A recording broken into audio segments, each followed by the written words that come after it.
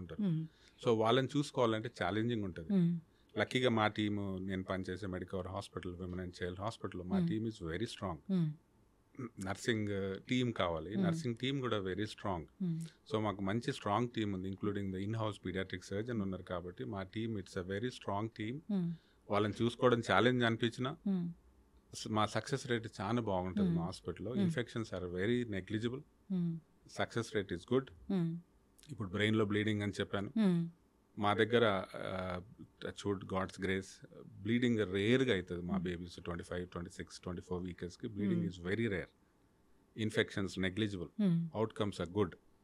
And ఈ 24 weeks ఇంటికి పోయిన తర్వాత వాళ్ళని మేము ఫాలో అప్ చేస్తాం, అలా వదిలేయం.